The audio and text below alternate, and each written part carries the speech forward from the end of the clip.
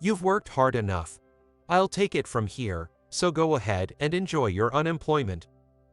Suddenly, I was fired by my direct supervisor, Bill. This happened while I was diligently preparing for a major business deal. Unable to accept it, I protested several times, but the decision was irreversible. I explained the situation to Jason, who is my subordinate and partner on this project. Now that I've been fired, I had no choice but to entrust everything to him. But I couldn't just let it end like this. There is no way I would just accept unfair treatment and quietly suffer. Just you wait and see. On the way home, I muttered to myself, seething with frustration. My name is Kyle, a 31-year-old office worker. It has been a decent amount of time since I joined my current company. I work with my subordinates, who are all sincere and reliable people. They also seem to hold me in high regard, which makes every day enjoyable. I wish I could say there are no problems with the working environment, but there's just one thorn in my side, my direct supervisor, Bill. Bill, a high achiever, has a habit of flaunting his degree from a prestigious university, even in unrelated conversations. He is 32 years old, the same age as me, but his personality could be described as the complete opposite. No matter how inconsistent the conversation is, he adds, "Well, I graduated from a prestigious private university." At the end of conversation, he has a troublesome personality that becomes overtly grumpy when he is not praised for it. His pride is taller than the Empire State Building, and he generally looks down on others. He believes he is a person who naturally deserves respect. However, no one in the company actually likes him. It's no surprise, but Bill himself refuses to accept that fact. Apparently, he doesn't like me because I don't have a high degree compared to him, but I am admired by my subordinates. He has taken every opportunity to target me, showering me with sarcasm and insults. Most of it is so trivial that it's silly to even bother with. If I deliver good results at work, he accuses me of things like, "You must have bribed the client." That's something a low-educated person would think of doing. He vents his frustration of not being admired onto me, which is utterly unreasonable. It's almost like he's sick with a condition where he can't help but find fault. However, amid these unreasonable accusations, there were strangely some aspects of him that I could understand. Once, I secured a relatively large deal and was recognized within the company. Bill spoke condescendingly. "Your work is just mass-produced. Try to be more creative." Honestly, it was hardly an advice since it lacked specificity. But the words about being more creative strangely made sense to me.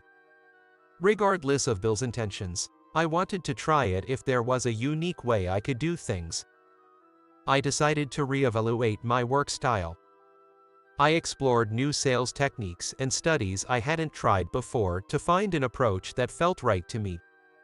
Seeing my motivation sparked by his sarcastic remark, Bill seemed displeased. The frequency of his nitpicking about everything I did steadily increased. I forgot to mention that besides his high education, there's another reason he acts so superior at work. The person running the company is his relative. According to rumors, Bill himself landed the job through connections, as the company is owned by his relatives. Want to see what happens when you defy me in this company, which is also owned by my relatives? He'd threaten whenever a subordinate tried to voice an opinion. The more he acted this way, the less likely it was for anyone to admire him. Both my subordinates and other employees, including myself, spent our days troubled by Bill's behavior. During these challenging times, I successfully secured a major business deal. It might sound exaggerated, but it could be considered a major achievement since joining this company. Thinking it wouldn't be right to monopolize this opportunity, I decided to handle this project together with my former subordinate, Jason. It was a chance I grasped while still searching for my own working style in the dark. Determined to make it a success, I prepared meticulously. Thanks to regular meetings with the client, our relationship was in excellent shape. Together with Jason, I felt confident about our progress. However, that premonition was abruptly shattered.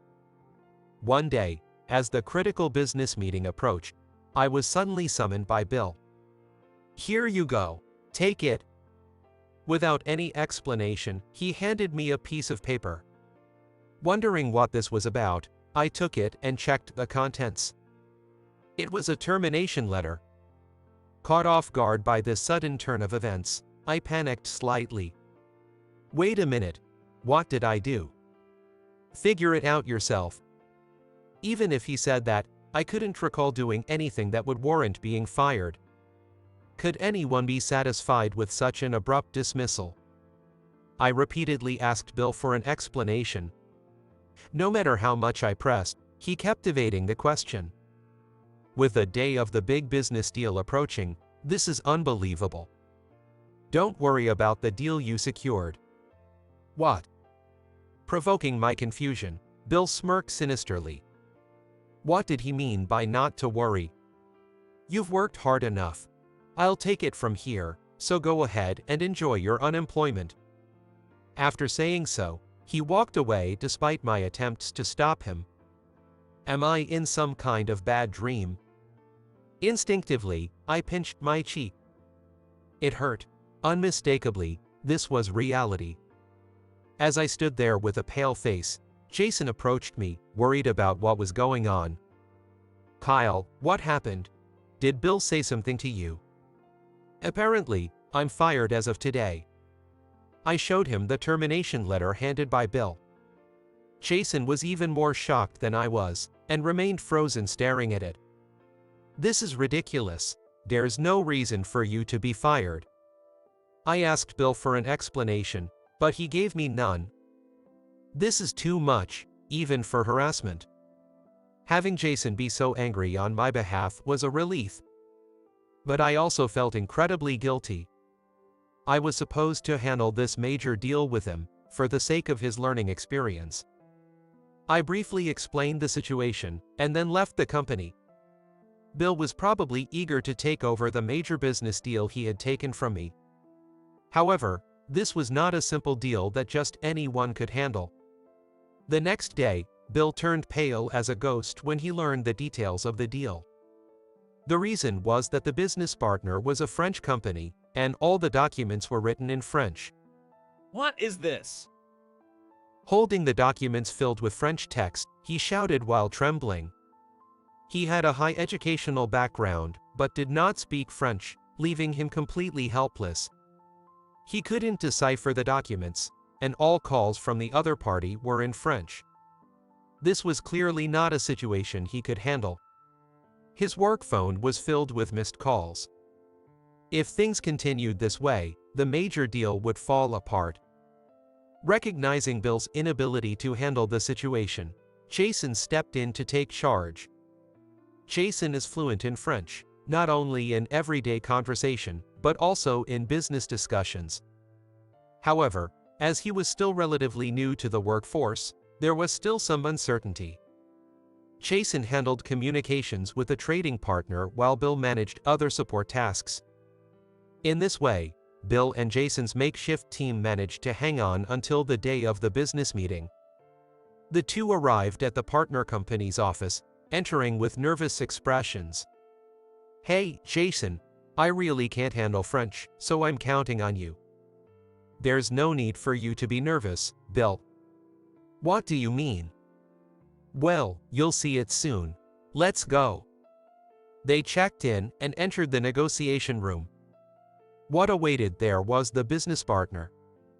The surprising thing was the person sitting in the seat. Upon seeing the face of the person sitting at the partner's table, Bill was shocked. What, it's you, Kyle? Yes, the ones waiting in the conference room were the foreign business partner and another person, Kyle. It was me. The appearance of a person who had been fired obviously disturbed Bill. Moreover, since I was sitting at the partner's table, his confusion was even greater. While Bill was understandably upset, Jason greeted me calmly. Kyle, I'm looking forward to working with you today. Likewise, I'm counting on you. What? Wait, Jason, did you know about this? In contrast to the flustered Bill, Jason and I were completely calm as we exchanged in conversation. Leaving the frantic Bill behind, we began the negotiation. I used to work in a managerial position at the company that is now their partner of in this major deal. Currently, we are at the US branch office, while I used to work at the headquarters located in France. I had no plans to return to the US, but an unexpected situation arose. My parents fell sick, and I needed to temporarily return to take care of them. As a result, someone introduced me to a job while looking for employment in the US. This person was Brad, Bill's father, who had declared my termination. Brad and I had met while working at the US branch. Through this connection, he introduced me to the company from which I had recently been laid off. Bill, his son, was unaware of this fact. After being fired by Bill, I decided to work again at the US branch where we were currently sitting. Thanks to my track record at the headquarters in France, I quickly assumed a significant position within the company. As a result, here I was, appearing as the business partner for Jason and Bill. When I resigned, Jason had already been informed about the whole sequence of events. Therefore, he was not surprised to see me sitting as their clients. Bill, who doesn't speak French, turned pale when I showed up. Despite the business meeting about to start, he couldn't utter a single word. The door to the business meeting room suddenly opened as the conversation in French continued. When Bill looked back towards the door, he saw his father, Brad, standing there. What, Dad? Bill's confusion deepened with the appearance of his father. However, everyone except Bill had been informed of this situation in advance. One reason was that his father wanted to see how his son would handle a major transaction. Another reason was to meet with me. Brad had always treated me well since we first met. Bill, his son's contemporary, greatly admired my international success. We often dined together, maintaining a personal relationship. Apparently, when he heard that I would be discussing business with his son, he couldn't sit still. So, he came rushing over to the scene. I also had something I wanted to tell Brad. Brad, I have something to report about your son's behavior. Did Bill do something? Your son usurped a major transaction midway and irrationally fired me. What? At that moment, I pulled out a voice recorder. It was secretly recording when Bill had declared my termination. Having been harassed previously, I had been gathering evidence to report to the upper management. On the day I was suddenly summoned by Bill, I had a bad feeling and discreetly carried a voice recorder in my pocket. I never thought it would come in handy at such a time. Please listen to this. I pressed the play button on the voice recorder. The unreasonable interaction during which Bill had fired me played out. Looking over at Bill, he was pale and sweating. He must have lived trying to hide his misconduct at the company from his father. But that is going to end today. There's more, please listen. The various abuses Bill had hurled at me and other employees began to play one after another. Listening to them alone was enough to churn up unpleasant feelings. Brad listened to the end with a stern expression, glaring at his son. After all the recordings were played, silence filled the negotiation room. Bill, can you explain this? This is... It seems I was wrong to ask our relative, President Bennett, to give you a job through connections. But, I mean... Bill seemed to be searching for an excuse, but he couldn't come up with anything. Justifying such a litany of abuses was impossible. I'll contact President Bennett myself, and you will be fired. What? With a reaction more fitting for a cartoon or anime, Bill was shocked. He had never imagined that he would be the one getting fired. Moreover, for it to happen during a negotiation with a client was beyond any prediction. Seemingly giving up on finding an excuse, he finally apologized on the spot. "I'm sorry. I got carried away because I got my job through connections and moved up the ladder. It's too late now." "Don't say that. Come on, Kyle, persuade him too. Why should I, who was fired by you, have to defend you?" Instead of saying anything, I simply looked at Bill with disdain as he apologized. I'll contact you later about the termination. Sorry for the interruption. Please continue with the negotiation. Brad apologized and then left the conference room. Bill, with pale-faced, was unable to move. "So, what are you going to do, Bill?" "Huh? Are you going to continue the negotiation, or would you prefer to leave the room? Choose whichever you like." After a few seconds of thought, Bill stood up and left the room. "I'm sorry for the disturbance. I know this has been a series of unexpected events, but let's resume the negotiation," Jason said without any sign of panic, calmly continuing the conversation. Though inexperienced and unfamiliar with many aspects, he had made meticulous preparations for this transaction. "Before I was fired, I was also in charge of this transaction with Jason, so I understood it well." Even if his negotiation and presentation techniques were still immature, his earnestness came through. As a result, he managed to deliver a memorable presentation that impressed his business partners. Afterward, the negotiation went smoothly, the contract was signed, and Jason was assigned to handle it. What seemed like a doomed major transaction when I was fired, thus ended in great success. But let's change the subject and talk about what happened to Bill afterward. His father reported to President Bennett, a relative and the company owner, about the numerous abuses Bill had inflicted on his subordinates. President Bennett, who was completely unaware, was furious. Without any debate, Bill was terminated and left the company sobbing. Having been disowned by his own family, Bill, who had neither connections nor a place to go, was at a loss. With no significant savings, he quickly found himself in a dire financial situation as an unemployed individual. While his education made finding new jobs initially easy, the reality was that Bill had nothing but his education. When he started working, his incompetence was so apparent that he resigned within a month. After repeating this in dozens of companies, rumors spread within the industry, and no one was willing to hire Bill anymore. Bill was kicked out of his apartment because he was unable to pay his rent, so returned to his parents' home in desperation. He begged to stay at his parents' house, but it was too late.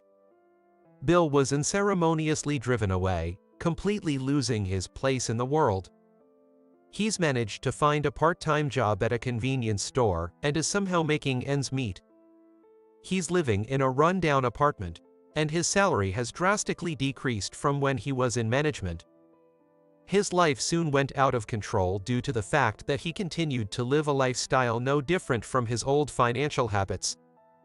He's heavily in debt with consumer finance loans, and it seems like he's in deep trouble. Apparently, he's also borrowed from shady lenders and now lives in fear of aggressive collection practices. In a complete reversal of his managerial days, he now experiences days of being verbally abused by debt collectors. Hearing this through the grapevine, I couldn't help but think that there's such a thing as instant karma. Meanwhile, Jason, despite his initial inexperience, successfully executed the big transaction and rapidly climbed the corporate ladder. Within less than a year from that negotiation, he achieved the remarkable feat of being promoted to department head. Now, he has grown into a respected professional, relied upon by subordinates, colleagues, and superiors alike. I am convinced that my decision to choose Jason as my partner for that major transaction was correct. I continued working at the trading company's US branch. Maintaining a good relationship with Jason, we continued to support each other as reliable trading partners. One day, I went out for drinks just with Jason. That negotiation was quite a mess, wasn't it? By the way, why were you fired? I heard later from Bill's father. It seems it was all out of jealousy. Jealousy. He couldn't stand that someone like me, without a prestigious degree, was admired by his subordinates. To fire someone over something like that, it's beyond unreasonable. That's why he's living a terrible life now, as karma for his actions. I see. Jason nodded in understanding and took a satisfying sip of his beer. Although I don't have an academic degree like Bill, I was able to study a lot. It's hard to say my family was wealthy, but I often received books since I was a child. Thanks to that, I became proficient in French, which led to my current job. For that, I really can't find any words other than gratitude. Nowadays, I'm taking care of my parents whose health has declined, working while continuing to provide care. Honestly, it's not easy at all, but I've never thought about giving up. Rather, I see it as a chance to repay them for raising me. After all, the best thing is for them to stay healthy, so I can't help but wish for their well-being. Due to the demands of my job, I often travel around the world. If I had to describe my life in one word, it would be exhilarating. Jason, although we're at different companies now, I still think of you as my partner. It's an honor to hear you say that, Kyle. Jason, like me, doesn't have a formal education, but he's diligent and passionate about learning. That's why we were able to succeed in this transaction. Let's aim to make such an impact that it feels like we've turned the world upside down. It's a big-scale vision, but if we're going to do it, we have to go all out. Inspired by my determination, Jason reached out his hand. I grasped it firmly, and we made an unspoken vow to become the best businessmen in the world. With such thoughts, our enjoyable evening continued. Tomorrow, the routine of going to the office will start again. I'll give my all in both work and personal life, I declared cheerfully and finished my beer in one go.